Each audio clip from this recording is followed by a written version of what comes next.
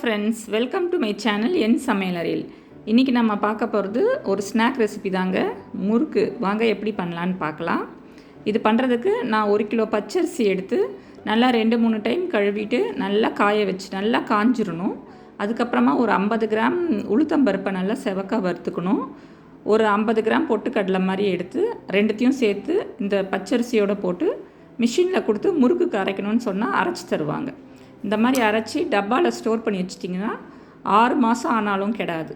இது யூஸ் பண்ணுறச்ச நீங்கள் இந்த மாதிரி ஒரு கரண்டி எடுத்து நீங்கள் மாவு எடுத்து யூஸ் பண்ணிக்கலாம். கொஞ்சம் கொஞ்சம் மாவு எடுத்துக்கலாம். இப்போது இதில் நான் பாதி மாவு எடுத்து போட்டுக்கிறேன். நான் இந்த 1 கிலோவில் ஒரு 1/2 கிலோ மாதிரி எடுத்து நான் போட்டுக்கிறேன். நான்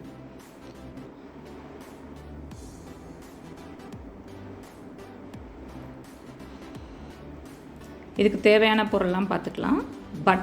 பட்டர் ஒரு 50 கிராம் போல் எடுத்துக்கோங்க. பட்டர் மாவோடு நல்லா மிக்ஸ் பண்ணிக்கோங்க. அப்போ முறுக்கு உங்களுக்கு நல்லா டேஸ்டியாக நல்லா முறுமுறுன்னு நல்லா சாஃப்டாகவும் இருக்கும். உப்பு தேவையான அளவு போட்டுக்கோங்க.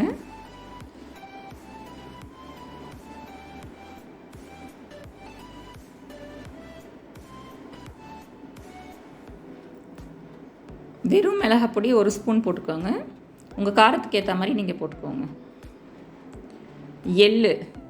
எள்ளு, சீரகம், ஓமம் இதில் எது விருப்பமோ அதை நீங்கள் சேர்த்துக்கலாம்.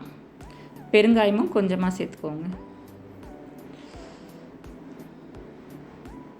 நல்லா சேர்த்துட்டு நல்லா தண்ணி ஊற்றி மிக்ஸ் பண்ணிக்கோங்க.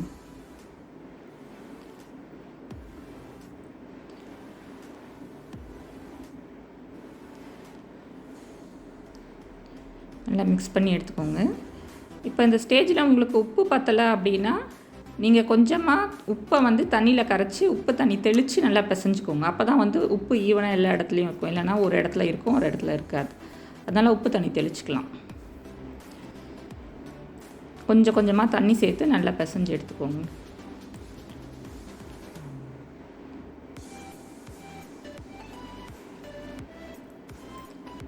இந்த ஸ்டேஜ்க்கு வரணும். இந்த பதத்துக்கு நல்லா பிசைஞ்சு எடுத்துக்கோங்க. பட்டர் சேர்த்து பாருங்கள், அவ்வளோ நல்லாயிருக்கும் முறுக்கு. இது ஒரு 10 நிமிஷம் நம்ம மூடி போட்டு ஓரமாக வச்சிடலாம். இந்த மாதிரி முறுக்கு குழாவில் இந்த மாதிரி ஓட்டை உள்ள முறுக்கு குழாவாக எடுத்து பிழிஞ்சுக்கணும். இப்போது எண்ணெய் விட்டு அது காஞ்ச உடனே இந்த மாதிரி முறுக்கு சுற்றி எடுத்துக்கலாம். நான் ஒரு சின்ன கடாயில் தான் எண்ணெய் விட்டுருக்கேன். ஏன்னா ஒரு வாட்டி பொரிச்ச எண்ணெய் மறுபடியும் யூஸ் பண்ணக்கூடாது அப்படின்னு சொல்கிறாங்க. அதனால் நம்ம ஒரு 2-3 முறுக்காக நம்ம பொறுமையாக போட்டு எடுத்துக்கலாம். இது பொரிச்சு முடித்தோடனே இந்த எண்ணெயை வேஸ்ட்டாக தூக்கி தான் கொட்ட போகிறோம். அதனால் கொஞ்சமாக எண்ணெய் விட்டு நம்ம பொரிச்சிக்கலாம்.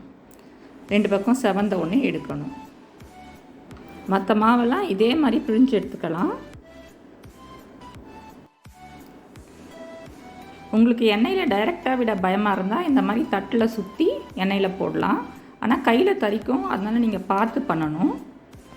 பாருங்கள் எவ்வளோ கிறிஸ்பியாக வந்திருக்கு. நான் 1/2 கிலோ மாவு தான் போட்டேன். அதுக்கே நமக்கு இவ்வளோ முறுக்கு கிடச்சிருக்கு. குழந்தைங்க வீட்டில் லீவில் இருக்கும்போது நீங்கள் இந்த மாதிரி பண்ணி கொடுங்க. நீங்கள் சேனல் பிடிச்சிருந்தா லைக் பண்ணுங்கள், ஷேர் பண்ணுங்கள், சப்ஸ்கிரைப் பண்ணுங்கள். கூடவே பெல் பட்டனையும் ப்ரெஸ் பண்ணுங்கள். அண்ட் உங்களோட கமெண்ட்ஸை ரொம்ப வெல்கம் பண்ணுறேன் நான். தேங்க்யூ ஃபார் வாட்சிங்.